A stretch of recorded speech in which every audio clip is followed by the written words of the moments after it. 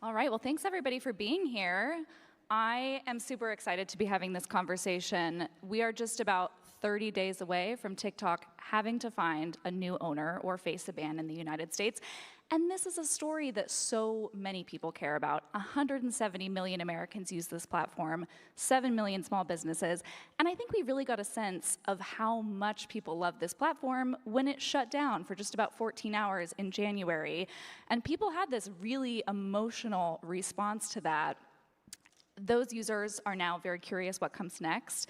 And that brings us to our conversation today. So Kevin, Frank, thank you for doing this. And Frank, I want to start with you. Before we get into detail about your vision for TikTok, I want to hear about the bigger mission for Project Liberty. What about the internet and social media in particular do you think needs to change? Well, hi everyone. Yeah, that's a big question. We launched Project Liberty just over 5 years ago to reimagine, redesign, rebuild the internet from the ground up so that individuals would actually own their identity, their data, their relationships, and permission their use. And what's wrong with the internet is that something that was designed to be decentralized and empower people and make us all smarter has turned into something entirely different. It's highly centralized. It's surveillance-based. You know, our data is scraped from us. It's aggregated. It's collected, and then algorithms applied to it to, of course, do some nice things like give us ads for things we might want to buy and so forth, but also other things that just are are downright exploitive and in the case of kids, very, very harmful. So we have an internet that's doing something that it was never designed to do. When you're talking to people like Tim Berners-Lee or Bob Kahn or Dave Clark, who invented the internet, they never intended it to be this machinery that basically owns each of us. And in this day and age, our data is our personhood. It's who we are. And we should own ourselves, and we should permission the use of our data. And by the way, we should benefit financially from this. So Project Liberty has created this new stack. We have a couple million people now using it, and the next big step for us is scale, obviously. And Project Liberty was, as you said, well underway before the TikTok ban was ever a thing. Why does TikTok feel like the way to bring this effort to the next level? And why call it the people's bid? Well, it was just interesting. A year ago, I was here. I'd just written a book, launched the book, and then within weeks, it seemed a number of things happened. The legislation occurred, banning or forcing a divestment of TikTok. And then we thought about it and said, we should just buy this thing. We have the technology that satisfies the national security issues.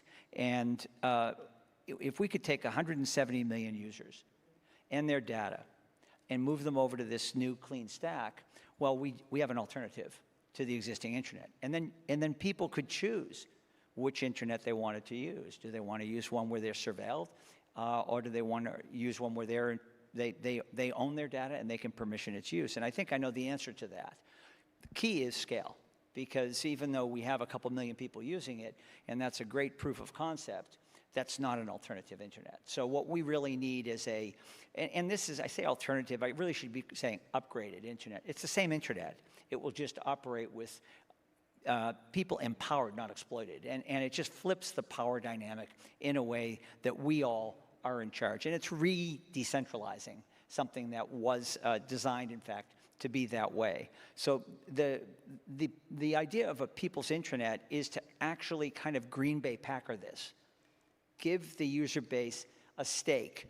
Give the major influencers and the creators a piece of the platform, not just a piece of the business they create on the platform, but a piece of the platform itself. I think it's a way to create real access for people to actually own some of these platforms on the internet. And I think it will be behavior that can be modeled on lots of other apps and use cases that are built subsequently. And Kevin, how did you get involved in this effort? And why did TikTok feel like a worthwhile investment to you? TikTok is unique from the perspective of a creator or a small business. And, if you think about who's on TikTok, sort of companies 5 to 500 employees, generating 1 to 3 million in revenue a year, making about 15 to 20% cash to the bottom line, maintaining their families, growing it. They are the Shark Tank generation. There's there's 3 generations of Shark Tankers on there.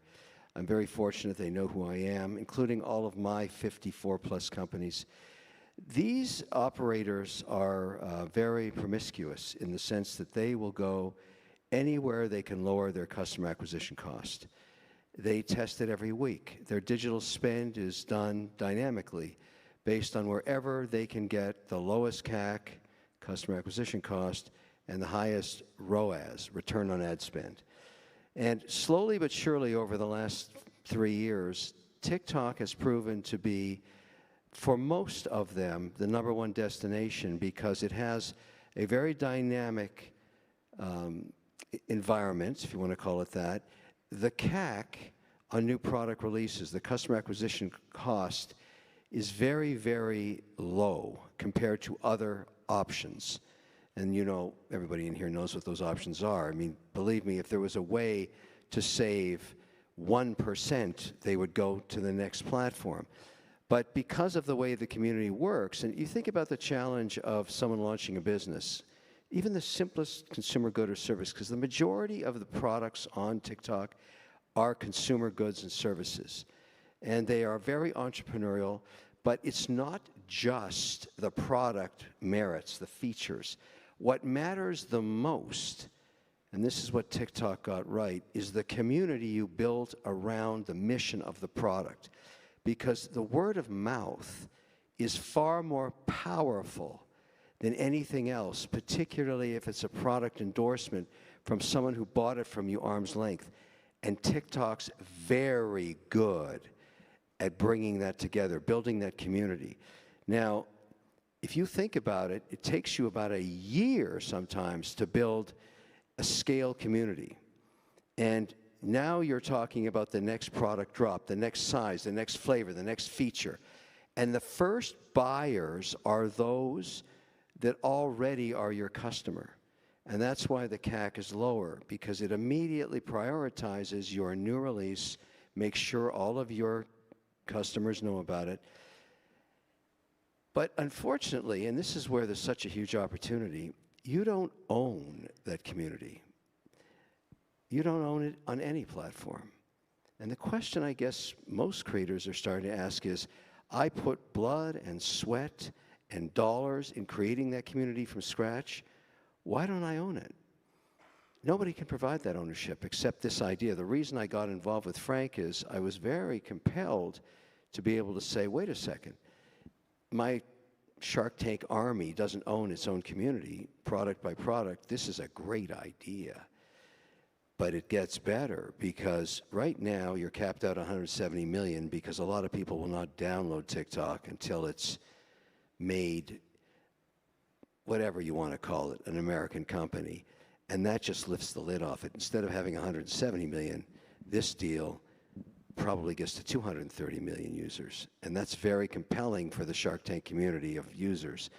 My job in this deal is to make sure we keep our community of Shark Tankers and make the product even more lucrative for them and their communities. That's the whole deal. So what is the plan if you win this bid? What does a more user, creator-friendly platform actually look like? Well, first of all, it's going to take some time to transition the technology and the community, right? So this is not like flipping a switch and it's done. So there's a lot of behind the scenes tech that needs to be sorted. For the user, it will be very similar to the experience today. It's the same internet, pretty much the same user experience and so forth.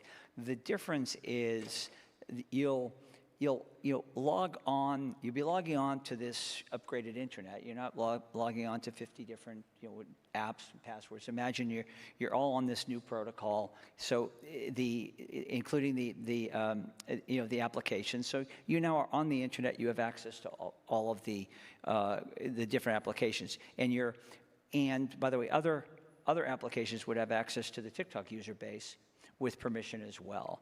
It's an internet where your data is portable, right? You can move it around in pieces and parts.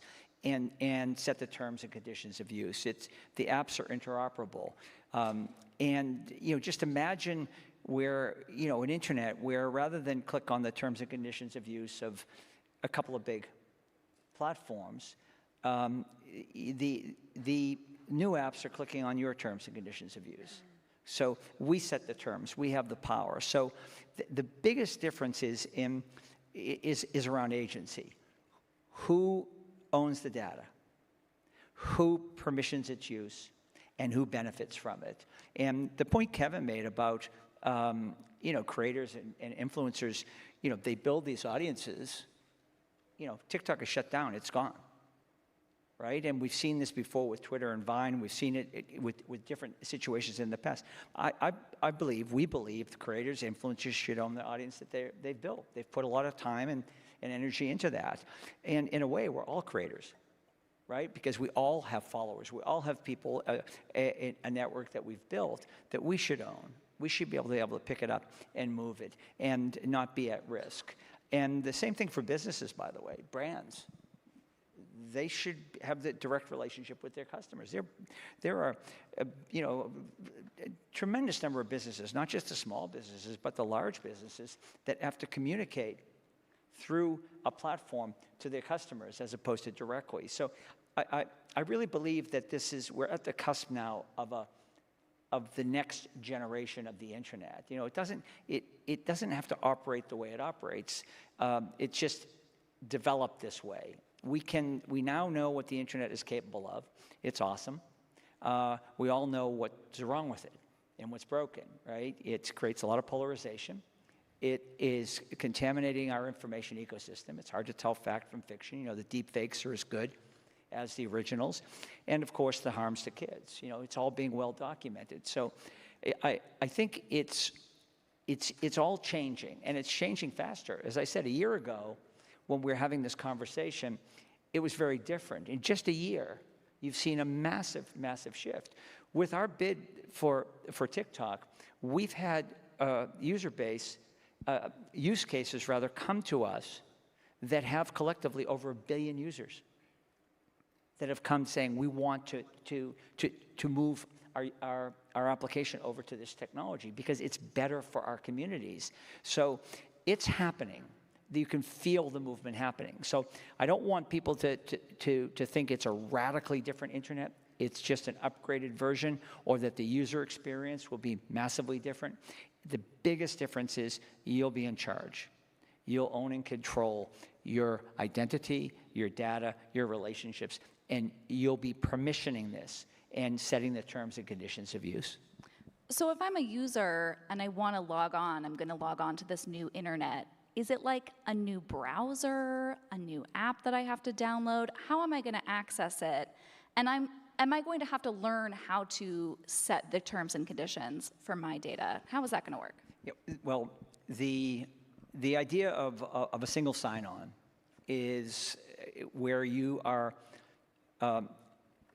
So the internet works in a way where you have a very simple protocol that connects devices. That was 50 years ago. Another simple protocol that connects data. That was 35 years ago. That was the dawn of the World Wide Web. Why not another protocol that connects us? And we now have the power on the internet. That's why we call it, the people's internet, the people's bid. Now, when that protocol is adopted, you'll be signing on to the internet. So instead of your device having the IP address, you'll have the IP address or the key or the handle, call it what you will. You'll log on to the internet and then have access to all the apps who are built on that protocol. So no more 50 passwords and all that. And you'll be able to navigate through the internet in that way. As far as the second part of your question about, okay, now how do I, nobody's gonna, most people aren't gonna wade through 1,000 different terms and conditions that they're going to set. Two things are happening. One is you'll have third parties that will show up, trusted third parties that will help with that. And people will opt into certain standards. And, we've all heard about AI agents and agentics coming and so on and so forth. This is where AI agents can really help. They can help you navigate. You just set, like, this is what I want out of the internet, and they'll help you with that. And by the way, AI agents should work for us, shouldn't they? The concept of an AI agent working for a big company, that's not really agency. Agency is when you benefit. We all as individuals, and by benefit, I don't mean just life is more convenient. I mean you benefit financially. They're literally working for you, not for someone else who's reaping the dividend. So the technology that I'm describing is advancing very, very quickly. And the ease of navigating the internet will be quite simple. The fundamental question is, who owns the data and who benefits from its use? Because we all know now that our data collectively is worth trillions and trillions of dollars. And it's only going to, those numbers are only going to increase with the rapid evolution of artificial intelligence. So I think we're at this moment where we either live with the internet we have and we get dragged into that future, or we fix what's broken with the current internet, and I would argue prioritize human beings, put people at front and center on the internet, and then go ahead and let it become more and more powerful. Our data is very powerful, very valuable, and lots of these big tech companies have built huge businesses by using it to target us with ads. If this version of the internet, users own their own data, how do you turn a profit from that? Well, there'll be advertising on this new internet. We're not giving up the commercial benefits of the internet. We all love being able to go online, order something, and have it delivered to our doorstep the next day. But think of an internet that instead of surveilling you, inferring what you might want to buy because the algorithm knows a lot about you, and then targeting you. Think of an internet where you permission the use of your data, right? And you actually are saying, hey, you may not reveal your identity at first, but you verify you're a real human. You really have an interest in something. I know Kevin likes watches, so Kevin goes on as a verified person and says, show me what you have for watches, or this is what I'd like to buy. And he gets the information. It's intentional. It's not inference. Intention is far more valuable to a brand or an advertiser than inference. There's 30% of the current ad tech economy is completely wasted because it's either scams or misdirected. If you have an intention-based rather than attention-based economy, then you'll have much more fidelity in connecting a consumer with a brand, because the person is saying, I want the watch. I'm telling you I'm a person and I'm really ready to buy a watch. The difference also will be that you're not being targeted in order for all this, this algorithmic behavior. You're actually signaling interest, which is just a much healthier way for this to all operate. And this is all very, very doable. Now, we need to actually create the alternative for people to migrate to, because unless there's an alternative to what we have, the internet is not a nice-to-have thing. It's a must-have. So nobody's leaving the internet we have until there's an alternative.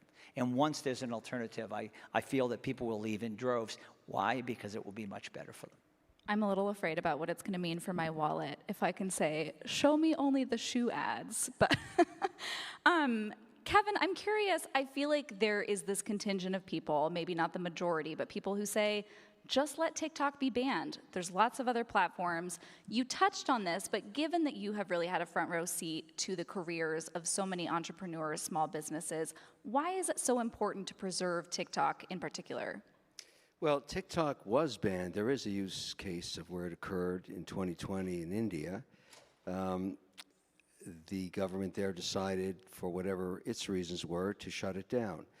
And it hurt lots of small entrepreneurs, but at that time, the digital communities hadn't developed the way they are now. You got to remember, we came through a pandemic, and an additional 150 million people at various ages learned how to use their phones in a new way to purchase goods and services that they'd never done before, because if they hadn't figured out how to order groceries, they starved to death in their condos or homes or whatever it was. And so at the same time this was occurring, TikTok was coming up and starting to show opportunities in all 11 sectors of the economy represented on TikTok, and almost every consumer good is marketed there. And companies that decided to do it on an entrepreneurial basis had the advantage of a much broader base of people that were completely tuned into using digital devices on their phones primarily. And so it created an economy in the US of millions of entrepreneurs. And so, and why it's more important here than in 2020 in India is, in America, 62% of jobs created are created in companies that are 5 to 500 employees. That is a huge percentage of job creation, regardless of whether you're a Democrat or a Republican or an independent. That is the economy, because the S&P 500, with their 38% of job creation, 50% of their employment is in their divisions overseas. So if you're a politician, or you're a governor, or you're a senator in your state, you've got a huge consistent population of people that have made their living off social media. And currently, just from the data I have from my own companies, about 52 to 62% of your digital spend each week is on TikTok. That's not so easy to turn off, and that's not even pragmatic to do that. Why do that damage? That's the domestic story, which is why you're seeing politicians everywhere talking about maintaining it one way or another. But there's also another opportunity. We're in an age of change now, and there's let's call it an economic competition between China and the United States. The U.S. is still the world's largest economy, and China is a country that wants to join the G7 and become the G8. I can't think of a better cooperation than working out a deal between these two countries on a cooperative basis, where China can show it can play with the big boys under the rules and compliant nature of the WTO and the G7 countries. This is so big that everybody knows the TikTok brand around the world, and I am sure that the leadership, both President Trump and President Xi, or the leader of China, understand the magnitude of this opportunity. So my guess, and I'm speculating, and Frank is in the same boat, and everybody is, frankly, is that one way or another, something's going to get worked out. And from my perspective, my job in this is to make sure that this platform, and the reason I joined this platform, because I was competing with Frank when we started, is it has the most option value to make this work regardless of what elements of TikTok are decided on to move into the U.S. company. If it's no algorithm, we got a solution. If it's a portion of it, we've got a solution. If it's a fork the code strategy, we have a solution. Fork the code is a concept in software where you get a copy and you buy ownership of it and you make changes to it and you own it after that. And so all of this stuff is on the table and the outcome is unknown. But whatever it is, I don't know of another platform that's prepared to accept these communities and these small businesses and do it in a way that's politically expedient, but more importantly, keep these entrepreneurs being entrepreneurs and keep them running their families and growing. That's it. So while, you hear a lot of stories around this deal, it is the most unusual deal in the history of social media. There's never been a company that's had a law from Congress passed and then a further order decreed by the Supreme Court 9-0. That's never happened in the history of technology. So you start to think about that. There's a very large opportunity here. I look at it from a positive perspective, not a negative one. This is a huge positive opportunity. One way or another, something good is going to happen. You touched on what I feel like are two of the biggest questions here, the algorithm, and then, is this thing actually for sale? Because we've gotten very little public indication from ByteDance or China that they are interested in selling this platform. And I realize you may be limited in terms of what you can say about this, but can you give us any indication of where a potential deal stands at this point?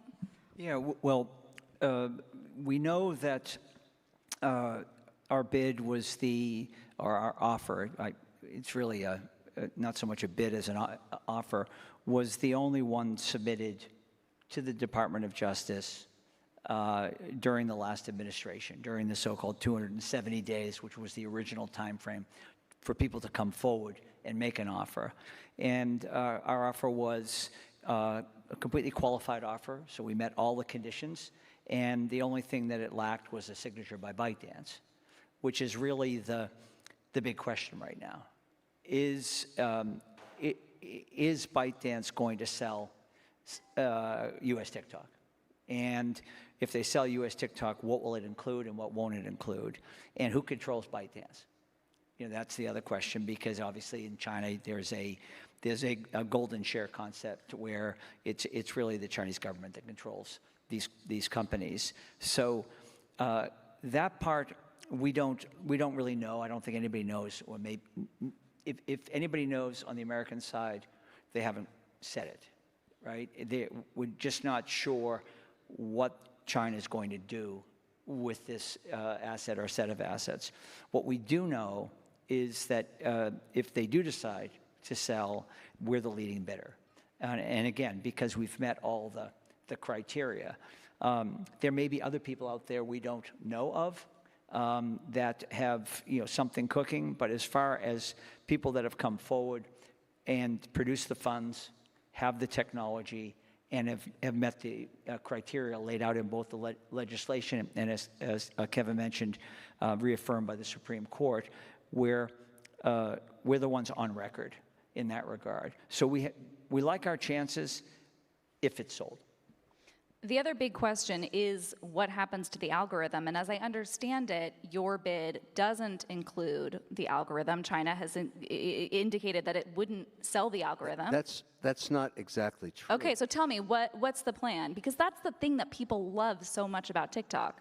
It depends what the Chinese want to do. Frank just referenced it, but whatever the configuration is, they've indicated they don't want to sell the algorithm. That's possible. But it may be that they could be one of the largest shareholders of the American company, up to 20%. Some analysts think it's 25%. It depends what law they're looking at. But whatever it is, they may decide for the sake of cooperation that they will do some iteration of it. And when you fork the code, you can make changes. You can make changes so the algorithm performs under the law of the United States, which is different than other countries, obviously. There's so much optionality to this. It's really between these, again, going back to the theme of an extremely unusual deal. What do these two world leaders want to signal to the world about cooperation? There's a time for being adversarial, and there's a time for cooperation. And if both countries want to advance the idea of a more cooperative environment, what a fantastic brand to start with. So, we're not making any conditions on being the stewards of this company, other than what we care about is taking care of the 7 million businesses that actually provide for their families, and then making it available for enterprise, which has so far avoided it for various reasons.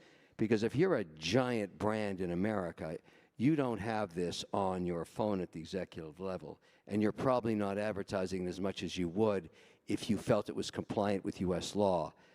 The opportunity is absolutely immense, and if China ended up owning 20% of it, the outcome's not a bad thing for them. And as Kevin said earlier, we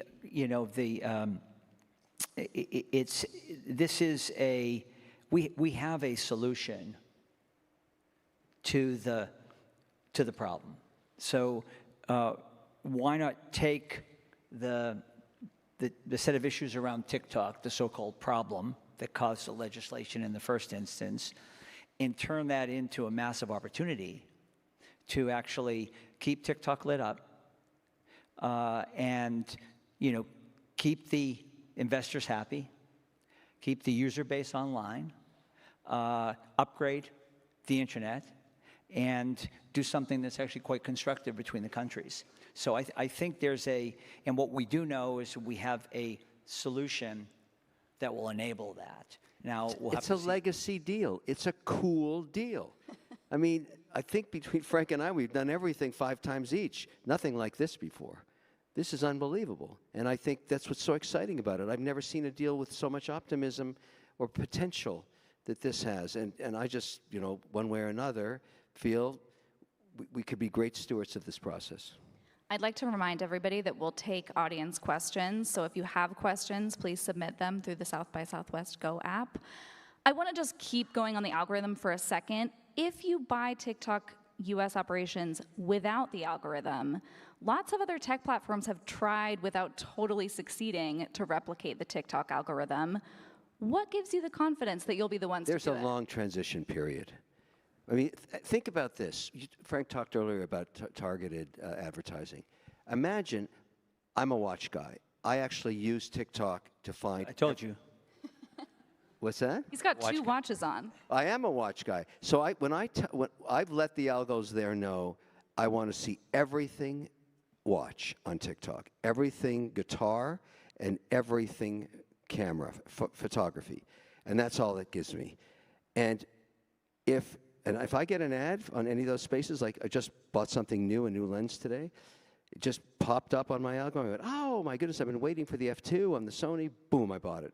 So the idea is now, because I own my own data, I've opted into it, I can participate in the rev share. The platform made money setting up Sony to sell me that lens. So, okay, why can't I wet my beak on that? Because I gave up my data, and I'm part of that transaction. That's very compelling for the user to stay on the platform during the transition if it's not the original algorithm. It won't be the original algorithm under any scenario because it can't do what it's doing now. That's why it got in trouble in the first place. Yeah, and two other things. One is, and we'll be mentioning some of these companies by name in the coming weeks. I think it's going to be a really interesting 4 weeks coming up. But we've been approached by very, very large platforms that actually manage algorithms that have come forward and said, look, we'll provide some back-end help for you and during this transition. And by the way, we'd like to invest as well. And then part 2, let's think about this as where the tech is going, not where the tech is. We made a deal that we announced last week with Blue Sky. Blue Sky has over 50,000 algorithms that you can choose from. So again, AI agents are going to help you navigate. So in the future, right now, we're accustomed to top-down black box algorithms. In the future, we'll all have our own algorithm, right, that will curate to operate the way we want it to. So we'll have, again, I go back to who has control on the internet. So we'll be able to have the ability to curate our experience on the internet, to be entertained, to buy things, to get smarter, news feeds, et cetera, et cetera. It's just such a fundamentally better experience when you're in charge as opposed to being the product. And I think this is really important to realize that it's not going to be the way it is now a few years from now. And we were talking about this, but it does feel like we're really seeing this movement. I think Blue Sky is a great example where users are asking for more choice in how they use the internet. You've got this very impressive team on board. Alexis Ohanian just joined the bid as well. He's a very popular investor. He is a creator in his own right on social media. He built a very popular community-driven platform. What advice has he given you at this point? Well, he just joined, and as a senior advisor, not only to the bid but also to the overall tech stack that I've been referring to. Alexis is unique because he's, I think, one of the highest signal people when it comes to both social and decentralization and where the web is going. And so he plays in both areas and actually bridges the gap. And because there is the technology, the internet technology is advancing into its next phase, and because there's better technology. I mean, you think about the internet now, it has, the flaws are around lack of identity, right? You have billions of people connected and no identity. That's almost malpractice, you know what I mean? It's so fundamental because we're all connected, but yet we don't know we're really dealing with a person. Someone can be 10 people. Machines can just spew out all kinds of things you don't even know sometimes, never mind who you're dealing with, but even if it's a human being. Attestation, verifiable attributes, provenance, what's a real, something real, what's a deep fake. These are the flaws. There's technology now available to actually remedy these flaws, and Alexis can be very helpful in this area as well. So yeah, I think the fact that he's on board and is supporting this, he's a brilliant technologist. He'll be helpful there, but he also is high signal. And and people really are paying attention to when these different people get involved. He's almost as high signal as Kevin, actually. Even if this deal doesn't work out and you don't buy TikTok, will you launch another platform? Presumably this Project Liberty mission continues forward, right? Oh yeah, Project Liberty is a much bigger than and broader mission than just acquiring TikTok. TikTok was really an opportunity that fell from the sky for us, right? It's been an incredibly powerful one at that. I mentioned earlier that we now have a whole queue with use cases with over 1 billion users. So we're going to march on, and the internet is going to change. I mean, this is.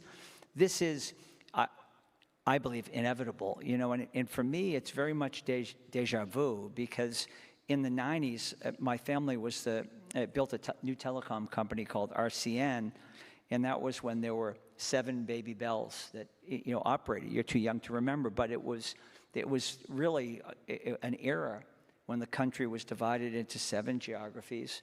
Those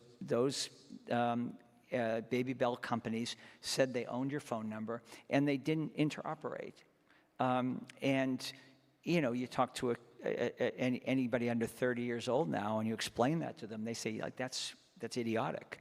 Well, that's the way it was. In 1996, the phone numbers became our property, and the telcos became interoperable, and that's what. In building RCN, that's what we demonstrated could be done. We were the first to bundle high-speed internet, cable TV, and telephone, and it's the advancement of the technology. I mentioned that story because let's start thinking about our data as our modern-day phone number. It should be portable. It should be ours. And let's think of the apps as modern-day telcos. They should be interoperable. I believe 10 years from now, you talk to someone who is a person at that time will be 15 or 20 years old, and they're going to say, "What do you mean I didn't own my data? What do you mean there was an internet that operated where someone else owned me? And what do you mean you had to be on Instagram to talk to somebody on Instagram? That's silly." It's the same as telephones and how telecom has advanced. And by the way, back in the 90s, the Baby Bell said, it can't be any better. This is great. This is the way it's got to be. And obviously, technology advances. Now, people are, we were the first to bundle and allow cable to go along with internet and phone. Now, who's using cable? It just shows you. Things come and they go. And I think we really need to spend more time imagining where this is going and really take advantage of it. And what this is, I share Kevin's enthusiasm. This opportunity to take a problem that's kind of sticky between countries, it's sticky, in a sense that there's different interests that want to keep it going, but we obviously don't want to have 170 million Americans taken advantage of. Well, we can fix it and use it as a real catalyst to advance this upgraded internet. Social media companies have faced a lot of scrutiny from people on all sides of all political persuasions in the last few years. And obviously, you share some of those concerns. But I'm personally really curious, like, does it feel intimidating to be trying to buy a social media platform at this time when the microscope is on these platforms and the people who run them? I don't know if that isn't actually helpful.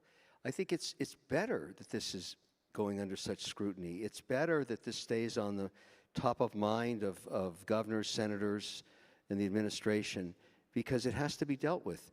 I mean, Congress has rendered a law, the Supreme Court has ruled 9-0, which, by the way, is very unusual. These facts aren't going away. So at some point, even though it's maybe likely an extension is granted to allow the details to be worked out, this is not going away. And so it's going to continue to keep festering up into the news as these deadlines approach, come and go, potentially. But we'll be talking about this probably a lot more, geometric increase in news flow as we move towards April 5th, which gives even more focus on what a tremendous opportunity it is. It's very interesting to spend, I've never spent so much time in Washington in my life in the last 3 years. I mean, the amount of disruption that digitization has created within government, whether it's TikTok or stablecoins or FTX or Binance or Bitcoin, whatever it is, these topics don't go away. But now we have a situation where society is starting to look at the impact, particularly on young people, of social media.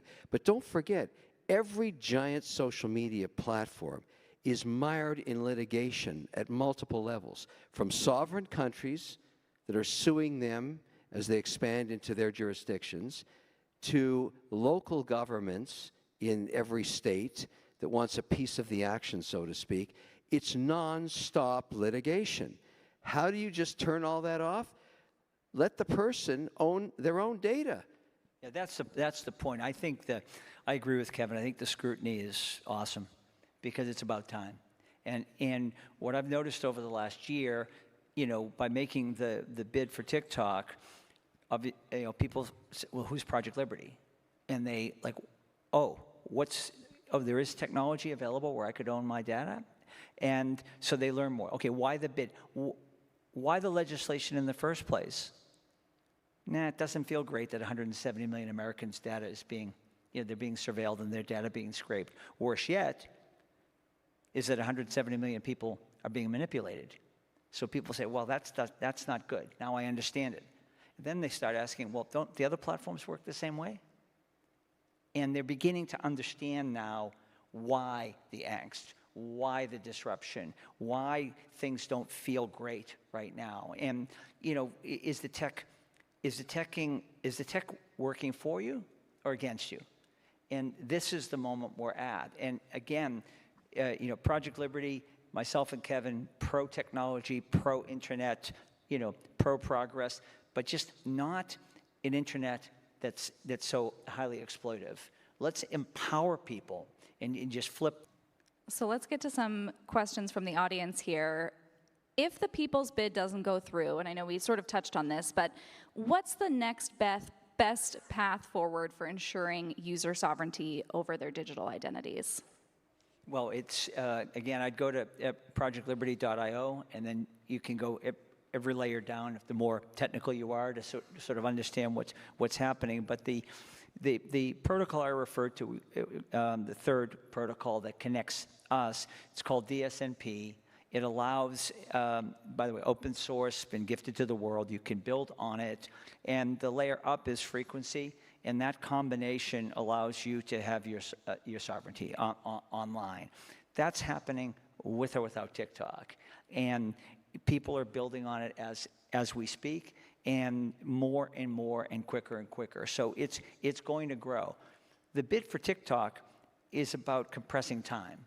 If we have 30 million people on this upgraded internet by the end of the year without TikTok, but we have 200 million with TikTok, we've just saved a year, 18 months of growth. And I just think that we're at a point where a better version of the internet will create better results, and if we can get better results faster, that's a good thing. But so there are platforms where folks could go and experience your technology stack right now. Yeah, absolutely, yeah. Yeah. Do you want to talk about what they Yeah, are? well, you can, well, go to the site and it shows the different platforms. But the ones that are, MeWe was the first.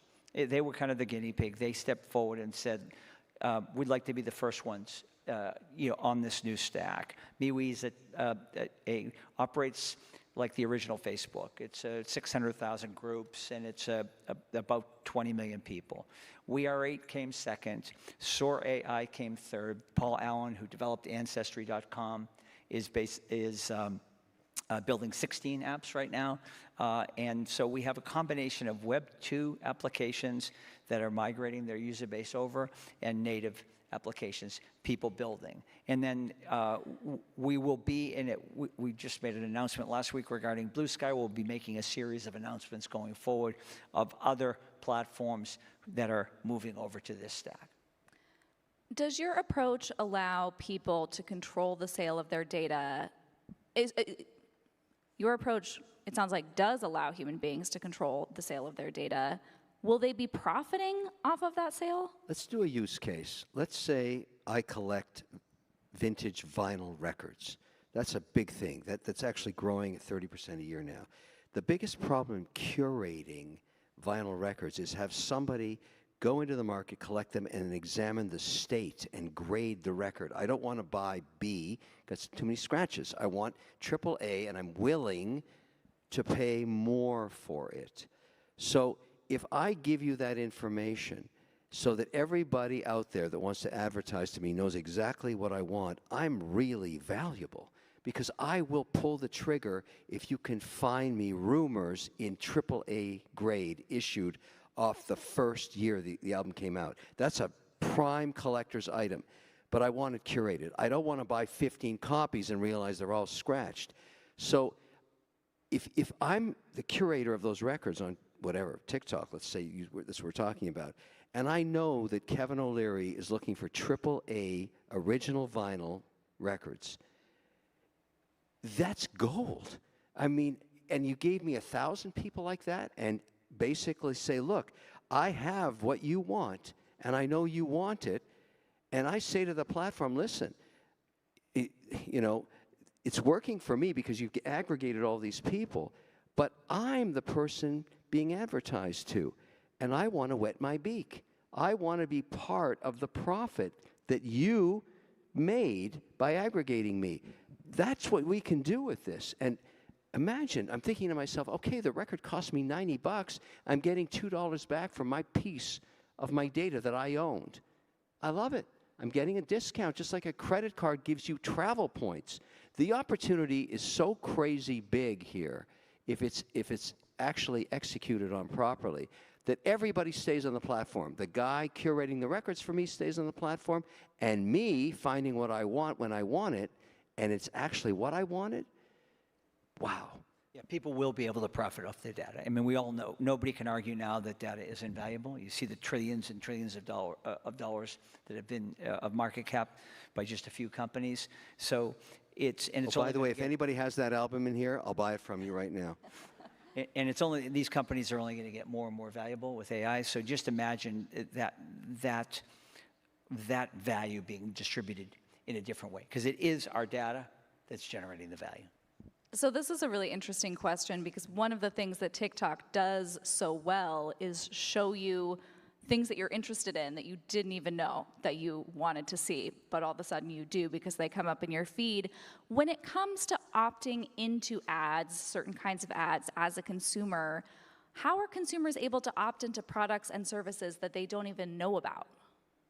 It's great because there's extensions. If you love cameras, you also like lenses. It's imputed that that's the case. That's how the algorithm's working. You're spending more time on the things that are adjunct to what your core interest is.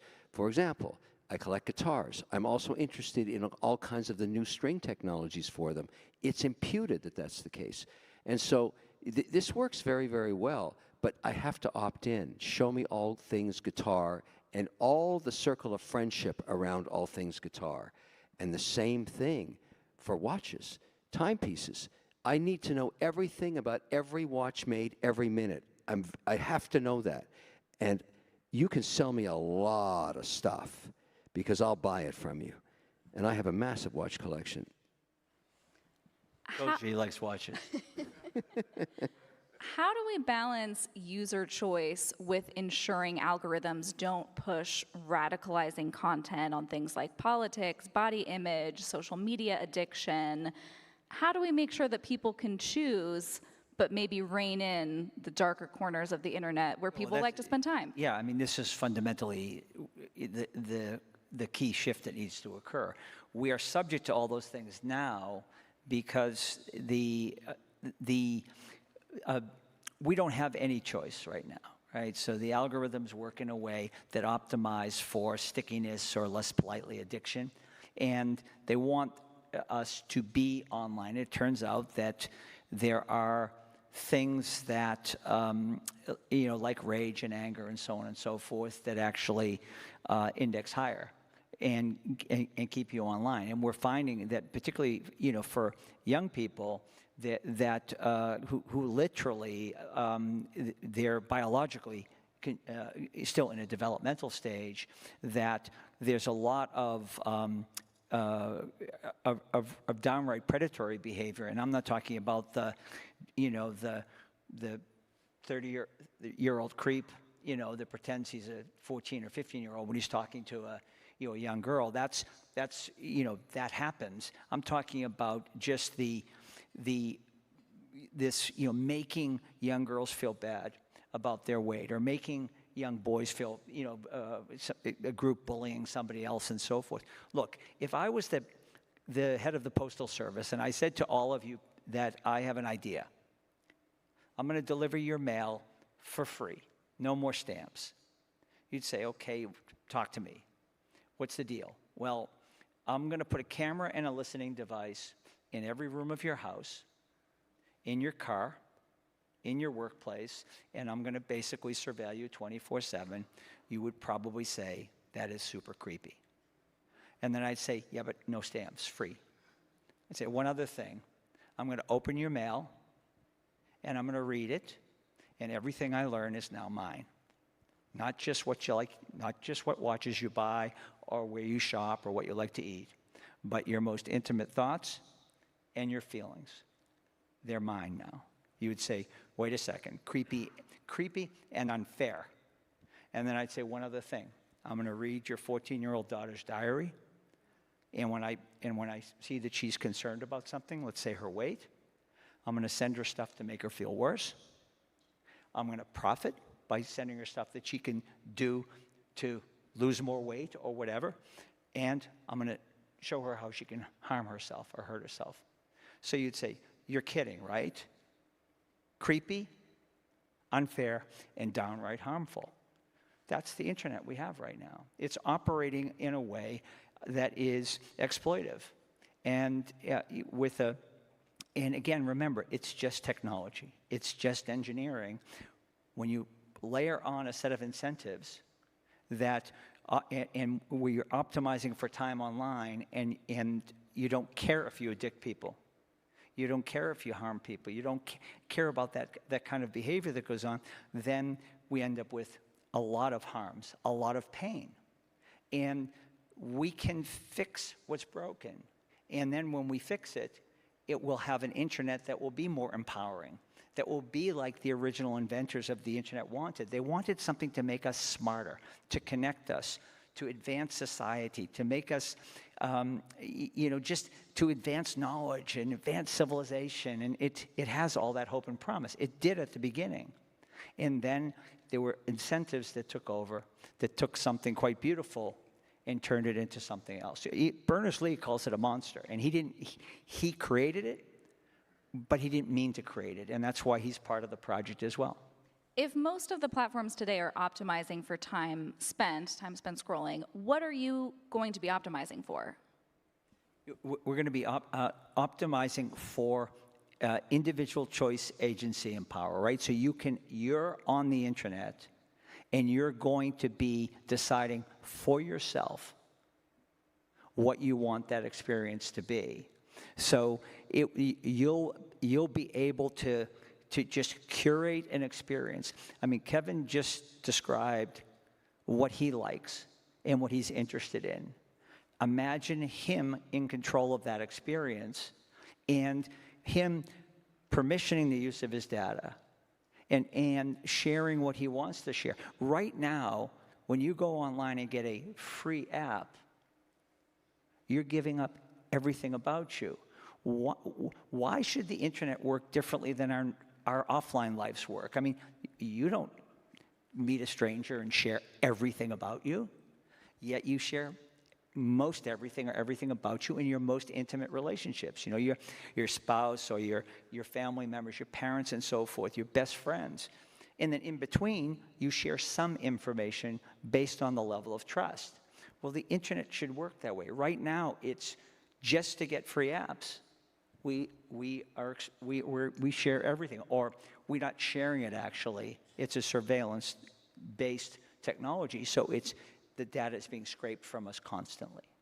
What does a reimagined social media experience look like in a world where users have real financial or governance stake in the platform? It's a better world. It works more functionally. It's a better experience. It's more profitable for creators. It's more profitable for small businesses. And you know, there's an old joke now. How many lawyers does it take to operate a social media platform? Because everybody sues the crap out of everybody all day. And I mean, that's kind of the end of days, if you think about it. You can't operate anymore without a lot of lawyers. And that should tell you right there. Not that I love lawyers. They're single-cell amoeba. They grew up in the bottom of the ocean, and they come up and they started walking on land.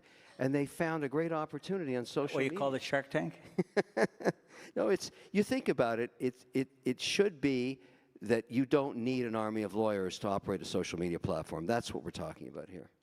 This sort of idea is coming up again here in one of the questions about the unsavory characters on the internet, or even just folks who are prone to being pulled into certain rabbit holes on social media. How do you make sure those folks can't curate their own maybe problematic feed? Well, by the way, Johan, we talked to Tim Berners-Lee about Solid.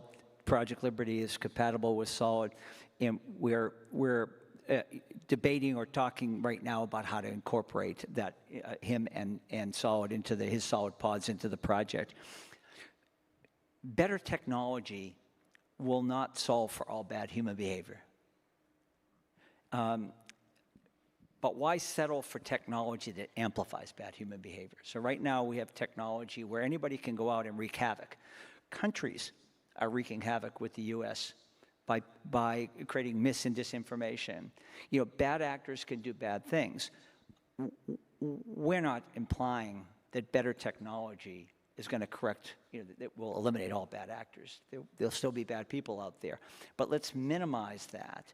And if people want to, you know, be and have curate an algorithm for, you know, stuff that's not good for them or whatever, you know, it's a free country. But it's right now we have an internet that actually is favoring the bad behavior, because none of you are going to go out this afternoon, I certainly hope, and go do something on the internet to harm people and take advantage of people and at scale. I mean, this is a very, very big technology, the internet, that has massive reach and scale. And that's the whole concept of discovery and the network effect. So we need to be careful when you're talking about powerful technology. Well, Kevin, Frank, thank you so much. This has been an interesting conversation. Thank you.